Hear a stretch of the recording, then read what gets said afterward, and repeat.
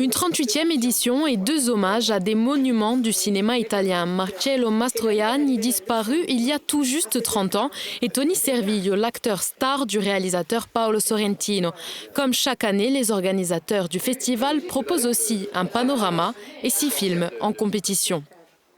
Il y aura des œuvres qui ont une très forte identité régionale. Pourquoi? Parce que ce sont des films qui viennent de Sardaigne, de Calabre, de Venise, de Naples, un film très napolitain, et qui s'appelle Creature, qui est un film là aussi sur la mafia, mais la mafia napolitaine. La mafia, c'est le thème qui s'est imposé naturellement pour cette nouvelle édition, avec un autre film inédit sur l'engagement du juge Falcone et de sa femme Francesca Morvillo, elle aussi magistrate au tribunal de Palerme. La profession était interdite en Italie jusqu'à 63 pour les femmes.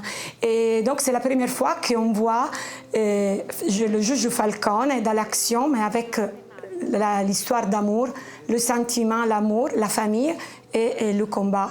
Sì, pronto.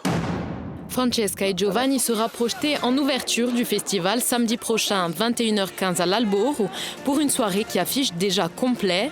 Elle sera suivie d'une discussion avec le public, peut-être en présence de l'actrice Esther Pantano qui incarne Francesca Morvillo. Ça peut quand même donner comme une flamme dans l'âme.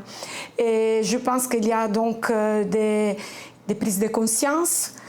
Ça peut donner quand même aussi envie d'être fort, d'être courageux, de lever la voix, parce que malheureusement, on a une lutte sur le terrain qui font les magistrats, qui font les policiers, mais il y a aussi une lutte que nous devons faire nous-mêmes avec notre éducation, la force de la parole et être contre l'omerta.